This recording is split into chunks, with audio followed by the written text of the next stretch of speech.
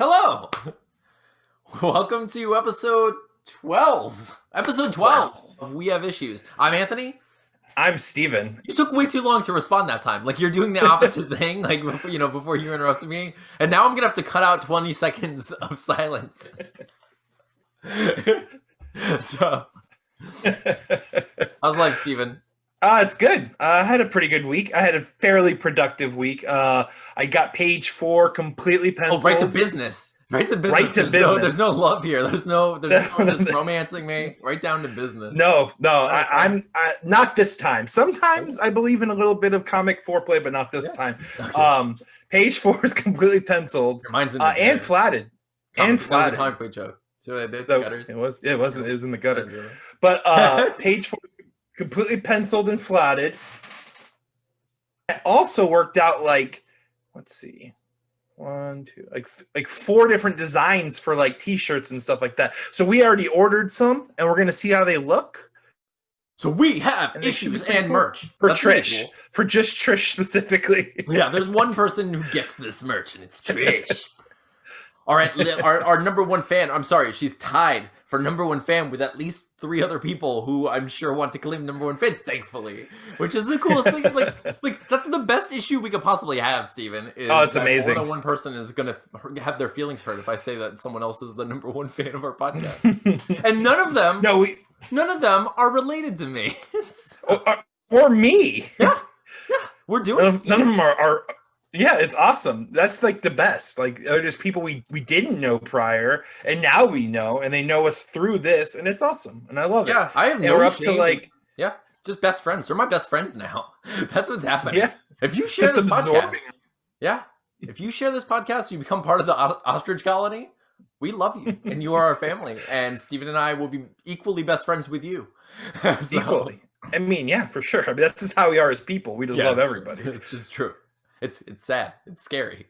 But you finished the whole page. A whole page.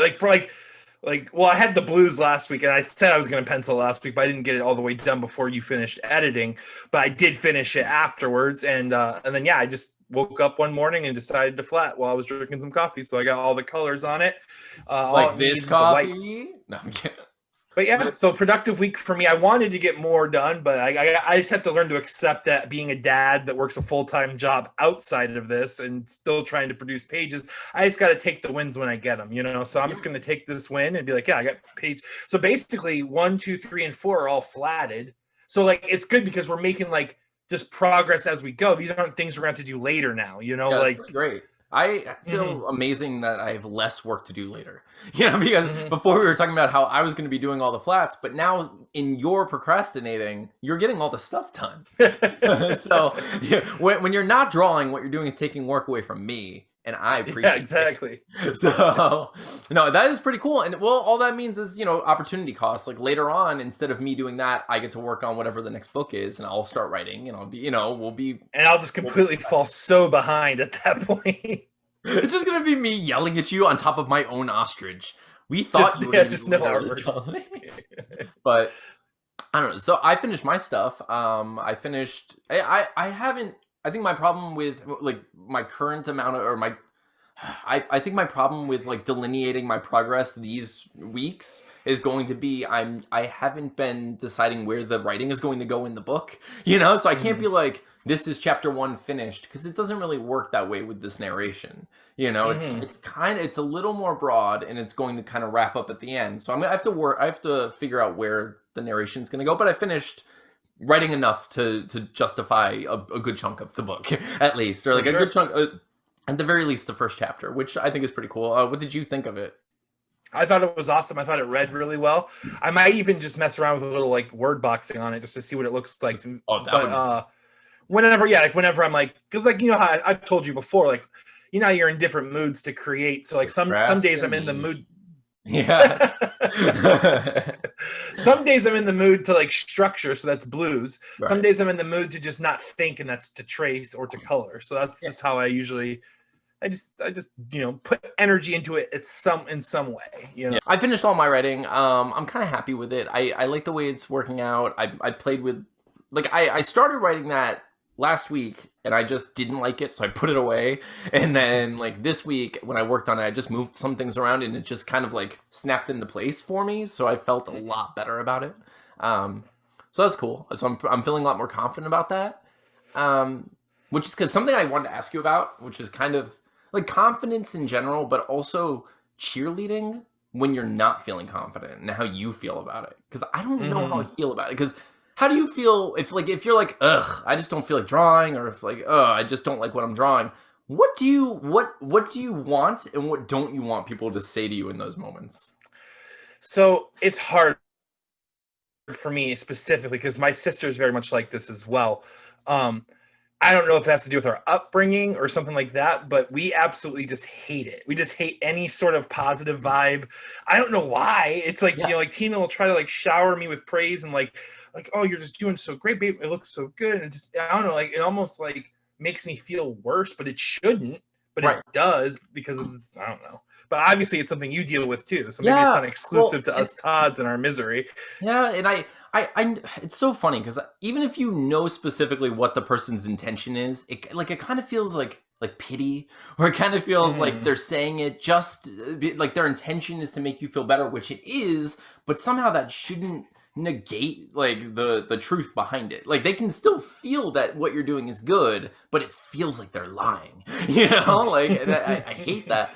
So it's I don't know, like sometimes I think it's okay. Like I can if people when people do try to kind of like cheerlead or just try to promote or celebrate in any way, not even just celebrate, like if people are trying to help me get through a rough time, I think if they are just kind of like reinforcing that like this too shall pass, or just like this happens, everyone goes through this, like yeah, dark night of the soul, like whatever it may be, Mm-hmm. like if people just kind of like reinforce those ideas, I'm more accepting mentally, where I'm just like, yeah, people do go through this. You're right. Give me a little perspective. I understand that.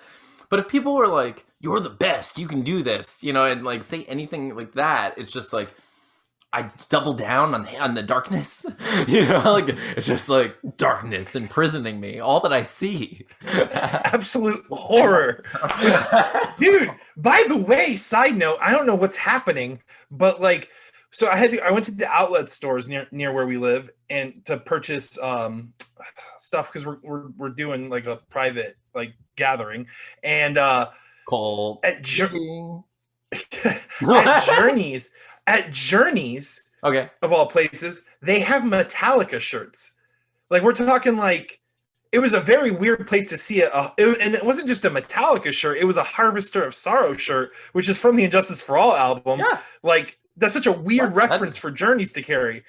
Yeah, like That is very and weird. then but I've heard that Miley Cyrus is about to do a cover album of Metallica songs. So That I'm wondering if they're trying to they're gear trying it so like, hey, metal is pop culture. Like it's right. this is part of And it they're now. I'm like, priming. I don't know if that's what it was, but it was weird seeing a Metallica shirt at Journeys. Like, Are they actually going for the people who like Metallica, or are they going for the people who will like Miley Cyrus and then therefore go for the Metallica shirt to reference Miley Cyrus to get those points? that's definitely what I think it is, because not only Miley, but like recently, like Rihanna, there was Yeah. a picture of Rihanna where she has the Pantera shirt on. So I don't know what they're trying to set up, but it seems like they're trying to establish some sort of. You know what though? I'm all for this. I mean, I think that's kind of the coolest thing. bring it on, come what may, if you will. I think I actually think that's like, wow. I actually like that. It's pretty funny. It's going to bring all like this new generation of like pop zombies into the If Miley Cyrus somehow makes a generation.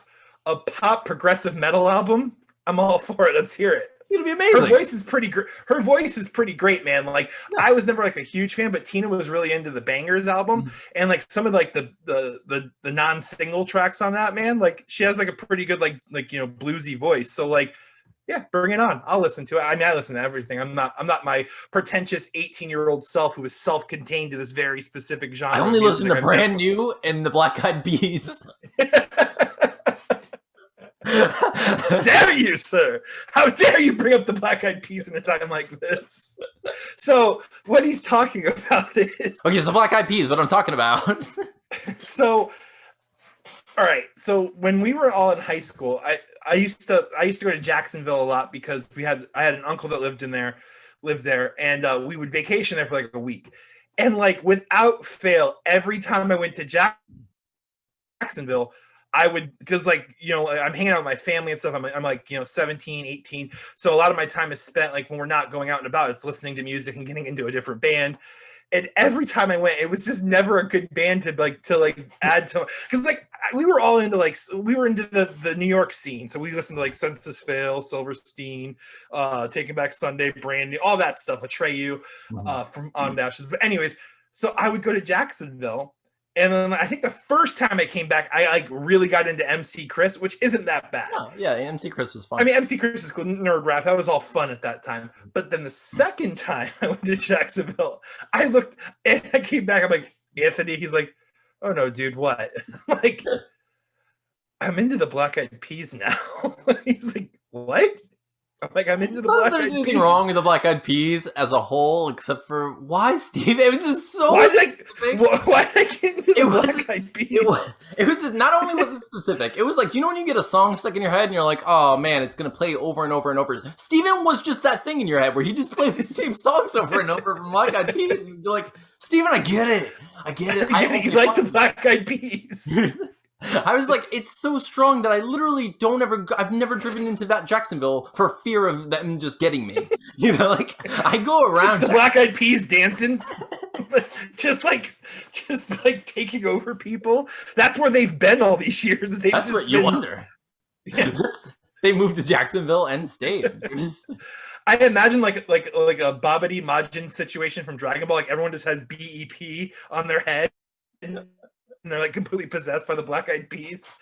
I mean, but anyways, that's how I got into that. That's what would happen in Jacksonville, folks. Yeah, Black Eyed Pea cult.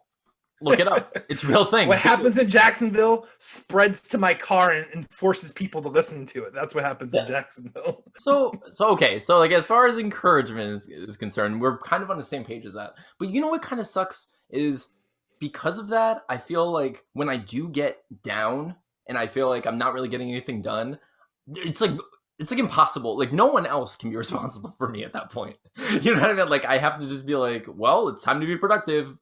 But then I just like spiral that drain of like complimenting myself and then hating the thing that I'm saying about myself because I become the thing that I don't like that other people do.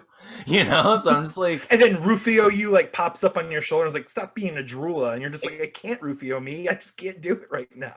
Okay, so it's like that scene in Emperor's New Groove when Krunk pops up as a devil and an angel. But the devil's doing like a one-arm push-up. He's like, look at this. He's like, Cook's like, what does that have to do with anything? And the angel, instead of giving like a good excuse or saying like, this is what you should do, he's like, nah, he's got a point. He's got a point. Like, that's how it feels in my angel and devil, where it's like, I don't think I can write. I just suck. I don't think I should be writing. And it's like, yeah, you suck. You should be writing. He's got a point. He's got a point. It's Putty's voice, so you just gotta listen. Yeah. What's going on? His voice is so great. Dude, it's so good. Patrick Warburton has the best voice of all time. He's so great. So, Atlas, tell the people at home what you did to my face. I did this. Don't do it on purpose. Don't do it on purpose. No, what did you do to my eye? I poked it. He poked me in the eye. Okay. Not only did he poke me in the eye, he stuck knuckles deep his whole digit into my eye. I swear I now know more about like the eye and science than Isaac Newton. Like I know what's going on back there. I could see behind my eye. It's crazy talk. Kids do that, man. They like Chasey did that to me one time. She just like when they put the finger in, like a normal person that goes, "Oh my god, that's eyeball," and stops. Like a kid's just like, like where are you going with that? So he did it like okay, see what he's doing now with his fingers? See, we were joking and I was tickling him and he threw his hand up, just like full force, like all fingers, like Wolverine claws into me, out into my eye. And it hurt more than I've ever felt any kind of pain in my face. Like I've never... His fighting technique. Oh yeah. Yeah, he got me right in the face. Dude, it hurt so bad. It hurt so bad that like I had to sit him down and just walk away for a second, because I was like, I don't want him to think I'm actually mad at him, but it hurts, like I didn't want him to like see me. I was about to catch some real human feelings. Oh yeah, I need to separate myself from him. I had to. I've actually Oh, that's not the first time I've done that either. Like, yeah. I don't know. I very much like. I want him to know that it's okay to be sad and hurt and stuff. But there's some levels of emotion or like reaction where I'm like, I need a second. I need a second before you see me. Give me a moment. Give me a moment because this mask is coming off. My dad face is coming off, and I'm gonna wear like the human hat, and it's gonna like I'm gonna cry. I'm gonna cry a little because it's hurt. Actually, last night. So it happened the day before yesterday, and last night it was like I was like, it's still warm. It was hurting. It wasn't feeling great. Every once in a while, it got a little like not blurry, but it would just get like hazy, or like it would mostly it would just fog up from wetness and just feeling gross and trying to heal. So anyway, so it's just been feeling kind of gross and sensitive, and I just don't want anything near it, like one of those like I'm just like stop, like no touchy, And last night I was putting him to bed, and he just like went to hug me and threw his hand up and literally jabbed me in the same eye. And with him in my arms, fell to my knees and just went, "I love you." And I just like pushed him to bed, and I just kind of sat. And he's just like looking at me, and of course he's so cute and sweet. And he's just like, "I'm sorry, Daddy." I'm like, please never do that again. I don't know. Because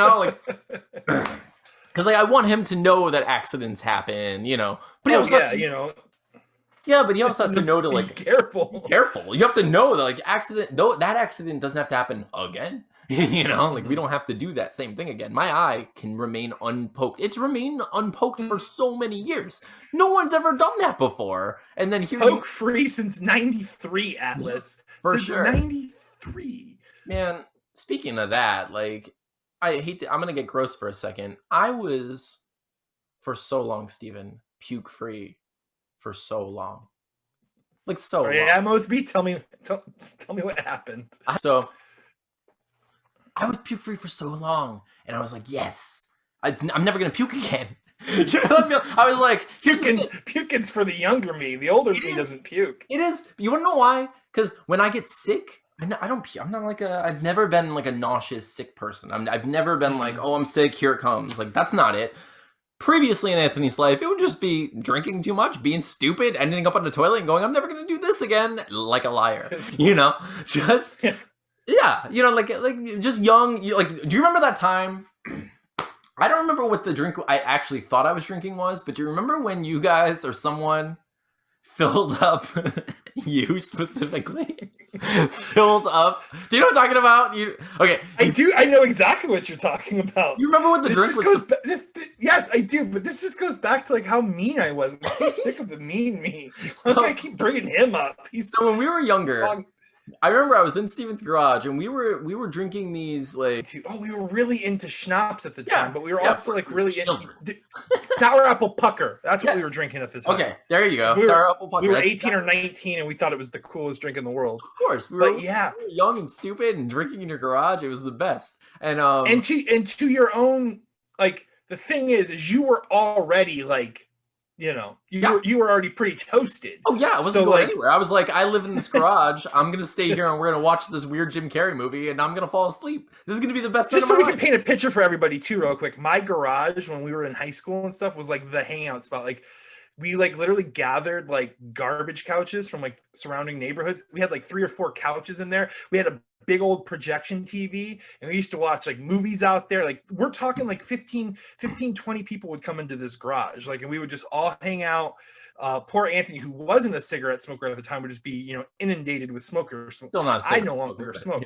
4 years quit. That's but awesome, dude. Yeah, still not a smoker. Yeah, but it is awesome. But anyways, so yeah, we would drink there, and yeah, we were drinking sour apple pucker, and you were already pretty toasted, and then Tommy's like, we should mess with him. And I was like, I'm not even trying to make myself sound better. I was like, Anthony doesn't like to get messed with. This is not going to go over well. This is like, we don't mess with Anthony. If we want to mess with like Bill or Mike, we can mess with them. But like, but then like, okay, we'll make him drink a bunch of Mountain Dew after he's already had a bunch of alcohol in his system. So yeah, you literally like chugged, I think. Yeah, so what they did is instead of the sour pucker apple or the sour apple pucker stuff that I thought I was going to be drinking, they poured a bunch of Mountain Dew into it. Like a lot of Mountain Dew. A lot of Mountain Dew into it. Like a lot of Mountain Dew. And I just drank all of it. just imagine chugging like a liter of cola. And imagine if I chugged that right now, I would break my streak. My tummy is empty. If I chugged 3 Mountain Dews back to back, I would be vomiting right now. Like, yeah, that's just what that would do to me. So that was my night. So the rest of my night was I drank that foolishly, of course, but I was going to be foolish no matter what. However, it didn't have to end this way. It could have ended with me passing out on the garage. It ended very differently and all over the place, and it was not great. Everywhere. So it wasn't great. So, but however, I had not really, I can't recall puking since then. Like, I think I had one night somewhere in 2013 where it was like I was with my son's mom and someone did something similar where they were like refilling my drink and I was just going along with it where I was like, ha ha ha, my drink's never gonna be empty, and like playing, and I lost track of how much I had to drink. And I did. I was just like, oh, fine, and I got home and I was just, but that was like 2013. So make it like fast forward. I was like, never again. It's never gonna happen. I don't really drink that much. Even when I do drink, I will never drink to that excess, especially like, like I just won't, I'm sorry. I don't throw up when I get sick. I don't drink enough to get sick. I was like, for the rest of my life, never gonna throw up again. I'm fine. You know what I didn't count on, Steven? Food poisoning, Steven. Food poisoning is a thing that happens. Oh, food poisoning and it's the worst. And I didn't account for it for my whole life. I did the math poorly, and so I had that situation a few months ago. I went to the park with my mom and my son just after lunch, and for lunch I ate a giant veggie sub, and it was delicious for the most part. Ate the whole thing, loved it. Went to the park. As I'm spinning my son at the park, pushing this thing, I just felt all of the life drain from me, just suddenly, just upon me, and I was like, something is amiss. I am below 60% right now. I don't know what just happened, So I just like looked at my mom and I was like, I have to go home immediately, And she was like, what's wrong? And I was like, I honestly don't know. It didn't even occur to me at the time that it was food poisoning or anything. I was just like, what is, I feel really sick. I don't know what it is. And then I got home and broke my streak, and it was the worst for the full day. And then the next day it was fine. But yeah, but it's weird. Food poisoning is horrible, dude. Yeah, like when we had it most recently, it was, let's see, probably like 2014, 2015, before Cambria. My brother had spent the night. So when I was growing up, my mom, like, you ever do that? Like, does that thing happen to you now where like you realize like things that like your parents did or things that you did growing up just aren't the way the rest of the world does things? And like you like have like this epiphany, like, oh, I've been really messing this thing up. Well, so growing up, my mom would never really toss cooking oil. Like frying pan cooking oil she would, but like deep fryer cooking oil she would never toss. So like Put a pin in that for 1 second. Can I tell a quick story? Okay, so I went to your house. Speaking of that and the cooking oil and your family and the way you guys treat things, let me tell you, it's very quick. So I was over Steven's house and he had a whole family gathering. There are people everywhere. His dad's like frying up food. His mom's in the kitchen. The kitchen everywhere. His sisters are running around the house. Everyone's like having fun. I'm drinking iced tea and I'm like, delicious. And I set it down on the counter and I walk away. And so I'm going and we're playing Guitar Hero and blah, blah, blah. And I was like, I'm getting parched. I walk back to the kitchen exactly where my iced tea was. And I pick up a tan beverage that's colored exactly like my iced tea. And I pick it up and I let it slide to my lips, and suddenly it's the warmest, most disgusting, greasiest. I don't know why, but it being room temperature for some reason like would have been better, but it was still a little hot. For whatever reason, your dad poured a whole bunch of grease exactly in the same kind of cup, exactly where my cup was, and I'm just watching everyone play Guitar Hero, not paying attention at all, and put grease until it literally just barely entered my mouth enough for me to go, nope. Simultaneously, my father's changing oil in our garage with a kitty litter box and then pouring that back in. So he's putting kitty litter and oil and then killing my car. Yeah. He's just putting oil in cups, kitty litter and oil, and none of it makes sense. What's going on? And Anthony. Yeah. Growing up, my mom would just, they would just like they were like wrap foil over the deep fryer. But now that I'm thinking about it, they probably tossed it after a month or something like that. But for me, I used it once to cook fish, which I should have just tossed that oil anyway. But I used it to cook fish. Then I wrapped it with foil and I put it up in our cupboard. And then however many months later, my brother and Tina are over, and I'm like, hey, let's make some like fried chicken thighs or something like that. So I bust this oil out, I cook these thighs, dip them in like buffalo. It's like this amazing, like awesome dinner. And then like 2 hours later, like all three of us are just in the most miserable pain. Like I've never felt that type of stomach pain in my entire life. Like it was like excruciating. I called out of work. Tina got hospitalized from it. Like they actually found out that Tina had to go to the hospital. Like it was crazy. It was the craziest food poisoning I've ever had. And it was all because of me. I felt like the episode of Seinfeld where Jerry Stiller and he like cooks for his army buddies and then they all start getting sick and like it's like one of those situations that was horrible. Oh, it was awful. So I've been like the whole encouragement thing. I've been feeling like I'm going to try to be more positive, but I don't want to become one of those people who's like toxically positive to other people. Mm-hmm. You know what I mean? But I feel like I'm always better when I just try to continue to keep a positive perspective for myself. You know, mm-hmm. like I think as long as we keep doing the thing, I have the mentality of the, you know, if we build it, they will come situation. You know, like the fact that anyone's watching this right now is very cool. You know, it's very nice to know, and more so. Sorry, no offense, people watching it. It's great that we're just doing the thing and making the book in general. So like mm-hmm. that's been enough to kind of like reinforce a little bit of positivity in me, which is kind of cool. You know, but. This was a great idea to keep us accountable. Like I really do feel like it like gives us something to look forward to each week, because to record something and like discuss our progress and like share with people and like hopefully get people excited. I mean that's cool too. I hope like our fans and people that are listening to us are excited for like this thing to be fully produced and to have like been on this journey with us. I think it's like it'd be so cool, like for anyone that like I've ever read a comic, it'd be so cool to see their process and how they've like done it. So yeah, I hope that's like, you know, cool, and I hope that like they're enjoying the process so far. You're right. You're coughing a bunch. Yeah, allergies, man. This like I don't know about you, but whenever, because we live in Florida, so whenever like we get the southern fronts, like when the humidity comes up from the south, I always get like allergies, and it's bad. But like whenever we get the cool fronts, it's like so much worse. I don't know why. Like the allergies I get from the fronts that come from the north like mess me up for like the week after that they come down. Like it doesn't matter how much Zyrtec and like Flonase I take. It's like it's all right here. It's just like I got the vid.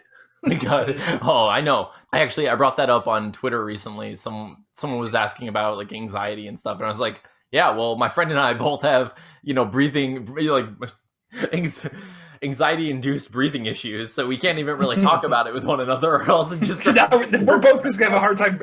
I'm not gonna be able to go to sleep tonight, and anyone that watches this that has those issues too, they're like, thanks guys. It's the worst. It's like, yeah, when you become too conscious of those things, and then it's just that spiral of like just awareness is the worst. Mm-hmm. It's the dumbest kind of awareness, and you know, you want to be able to shake it and just be like, send me back to Robotville. Like I just want to just be an automaton just for like tonight after, you know, when that happens. Just like I don't want to be conscious. Let me just like anything. I'll focus on anything else. But what I hate is there's actually memes out there, like while you're swiping through your favorite, you know, that will just say, "Hey, don't forget to breathe." And then you're like, "Why would you do that to me?" Now I'm just, you've ruined my night, sir. And I know that was your intention, and I hope you're happy. Yes. So okay, let's change the subject so we don't kill ourselves. Okay, he's actually genuinely concerned right now. But anyways, I've been thinking recently about holiday horror movies, right?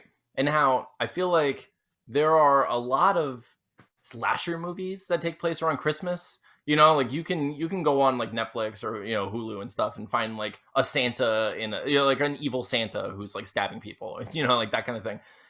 What I haven't really seen is vampires around Christmas time, right? Like Why aren't there vampire carolers, Stephen? Like vampire carolers. Why aren't there? No, first of all, no one would invite them in. I understand that's fine, right? But they can still go to house, right? Maybe someone would. Maybe they'd find someone. However, why isn't there anyone? Why don't vampires dress like Santa, Stephen? Why don't vampires dress like Santa and the elves and children would would immediately invite them in? Or even if just give me your gifts, Grandpa or Grandpa. I got issues.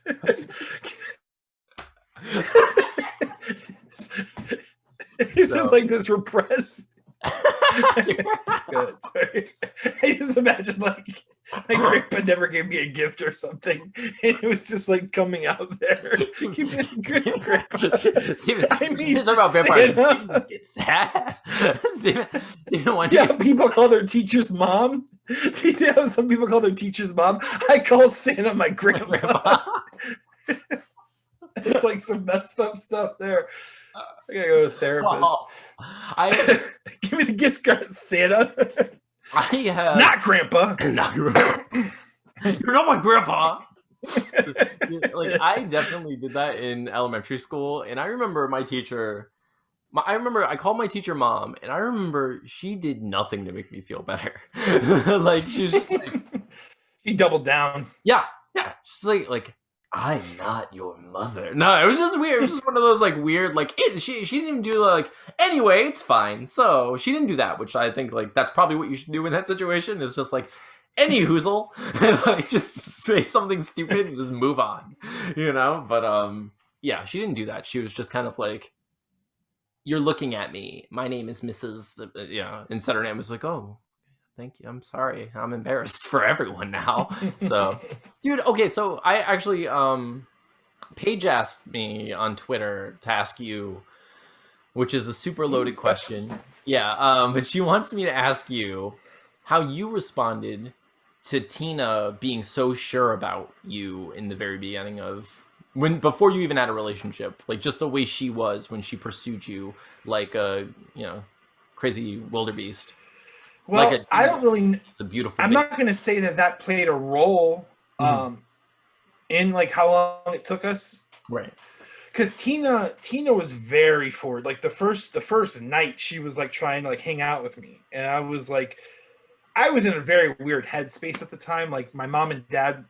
You remember that crazy situation? Where it was crazy. It was a crazy night. That was a night for sure. It's been a life. It was a night, and then, but no, I wouldn't say that it was off-putting. I would think that my the length of time it took us to get together was more or less my headspace, and not her forward nature. However, I would almost like attach that to the whole like what we're talking about with like getting like those compliments and things like that, and having a hard time translating that into like my love language or like my understanding, like, right. And maybe feel like some sort of projection of like, there's no way she actually thinks that or something, like, almost like feel like insecure in response to that over the top infatuation, basically. So it's hard to tell for me specifically, because like I said, like my life there was a lot of, I lost my job at that point in time because I was working. Like it was just, that was like a horrible 4 or 5 months of my life. So that was really rough. That was crazy. But yeah, I hope I answered the question correctly. I never feel like I do. I feel like you answered it fine. I feel like I politician it, like.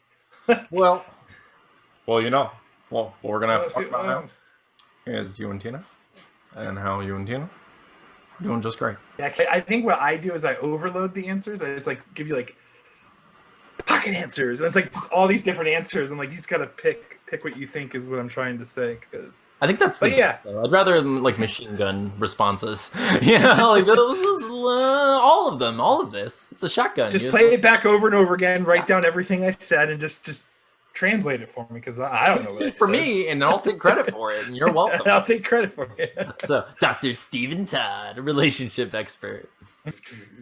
Yeah, dude.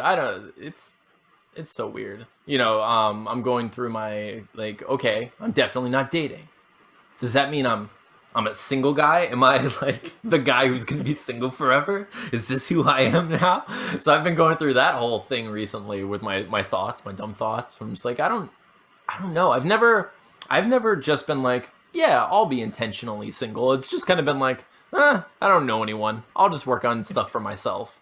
And then someone comes along, and then it's like, oh, well, they're cute, and I like them, and they like me, and now we're together, and this is, and like stuff happens. It's so weird. But like now, I'm not pursuing that at all, and I don't know what to do with my hands. I know exactly what to do with my hands, Steven. You saw it.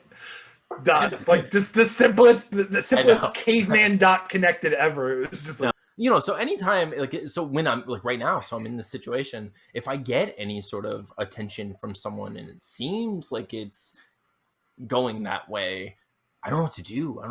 Because I'm like, do I just like put up a, I don't know what to do. If someone gives you attention, like if you're intentionally like, I should probably not date. And then someone's like, but what about this? Right? You're forced to kind of into the moral math of like, well, I was doing that for this reason, but is it really important, or should I just do the thing? Is it smarter to continue because I had created a goal, or is it smarter to acknowledge the new reality that I'm faced with and try to tread that water, whatever it may be? I don't know. I guess that's like an unanswerable question, right? Because it's kind of like, I feel like I can give you like my perspective, but I feel like it's only an answer that you can give yourself. Like, obviously, in terms of this particular project, you're much farther along, so you are gonna have gaps of more free time, right? That you could fill with things like that. But it's also, I'm not living the life you're living, so I don't know what those roles do to your creativity. You know what I'm saying? So I don't know. I think if you feel like you're gonna like regret your decisions, I don't think you will. I don't think there's gonna be repercussions besides possibly. No, that ain't gonna happen again. There's no way. No one gets 2 stalkers in one lifetime, right? It's just one stalker per lifetime. Nope, one. No one cares about me that much. I haven't had a. Well, I guess Tina could technically. No, she's not a stalker. But I still don't know. I hate I think the worst thing for me about that situation is it just reinforces. It's kind of reinforcing what we were talking about before about when people compliment us and that sort of thing, where it's just like a constant reminder of how much I'm not great. Or it's like, I'm not deserving of this. Like, not that it deserves it or, needs it. But I was just like, very little of me deserves this amount of attention. Like, not at all. Like, not like there's, and I hate it because like talking about it makes me feel like someone who's just like, oh, yeah, the stalker, and like it's stupid, and I don't like it, and I don't actually feel like any of it was justified. Not that it ever is. I don't even know how to talk about that, but it's weird. But you'd think that some people are stalkable, right? Like, I don't think I'm stalkable. Even if you like me, even if you think I'm like cool or like interesting, or it doesn't matter what you like. I'm not stalkable. Definitely not twice in one lifetime. You think I've never been stalked because of my size? Like, just like. I think I'm like the apex predator, so I can't be stalked. Like, okay, so I was talking to my friend Ashley, and she said she was like, the reason she doesn't like going to the movie theater alone is because like she's afraid that people are going to do something to her. I was like, oh my gosh, I've never even considered that. Like I've never even considered that like someone could, I love being alone in a movie theater. Like, one of my favorite things in the whole world is going to see a movie in the middle of a weekday with no one else in the theater and just sitting there and enjoying it. I've never even considered who's sitting behind me because I've never considered like who's sneaking up. Never. That is like the biggest privilege in the whole world. She like just shattered the glass on you, kind of. Really. I was like, that's so sad for you. However, why has no one ever tried anything on me? Like, why am I? You could have knocked me over the head. No one's ever tried to hit me over the head and drag me out. And then just flick. You can't make a sweater out of this skin. You can't. You can make a lampshade. You can make a little notebook. You can make an Anthony notebook, and I'm not saying you should. I'm just saying that I'm embarrassed for. You could make an arc out of me, though, if you really wanted to. So then you should be more sought after, if anything, Steve. I know, my flesh should be desired. It should be desired. It should be currency among creeps. Creep currency, Steven. It should be as rare as it should be like I should be on, my flesh should be like available on the black market at Absolutely. if not the same, maybe even more cost per ounce than ivory. That's what I'm saying. You are a white buffalo, Stephen. And I'm a precious white buffalo rhino. Yeah. So, what are you gonna work on next week, Steven? So next week I'm gonna have page 5 done. I'm gonna try to pull a page 4. I'm gonna try to do 5 blues, pencils, and maybe even flats. That's my goal. Cool. Okay. So all of page 5. So page 4 was great. We'll put that up here again just so you can take a look at it. I think it looks amazing. I'm really impressed with how this book's coming together. I think your artwork is looking beautiful. By the way, someone on Twitter, I know you haven't been using Twitter lately. Someone on Twitter said like it was dope, dope as hell, basically. And like nice. I also saw that Facebook comment from that girl that was like complimenting you for the paneling on the Oh bottom. yeah, Michelle. Yeah, she is an amazing artist too. So it's like that's awesome. An exceptional compliment coming from her, dude. Like she is. Yeah, no, she is fantastic. She's a professional graphic designer, and cool. All of her art is phenomenal. I'm going to try to figure out where the writing, like where the narration is going to go in chapter 1, and then I'm going to continue the narration as much as I can through chapter 2 and forward. I'm just gonna and then go if you come up with like a loose structure on where you want the narration, go ahead and send me that so that way I can do something with it maybe. Yeah, definitely. Thank you for listening. If you get a chance, we'd appreciate it if you would like and subscribe. Tell your friends, tell your grandmas, get us some ostriches, please. We need them. We also have a Facebook group. It's facebook.com/groups/WeHaveIssuesPodcast. You can also find us on Twitter at twitter.com/WeHaveIssuesPod. And we're all over the place. So please feel free to leave comments. Let us know what you're working on. Let us know what you like about what we're working on. Yeah, ask us questions. I mean, we'll answer them. Steven's a romance relationship expert. He's also an expert on all things about being sexy time stuff. None of that is true. The doctor of the sexy times. Atlas. Thank you so much for listening to We Have Issues. I'm Anthony. I'm Steven. And this is Atlas. Have a good night.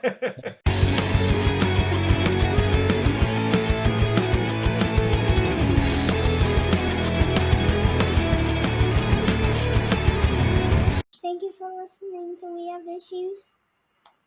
You want to tell the people to like and subscribe for us? Like and subscribe. That way we can get even more merch.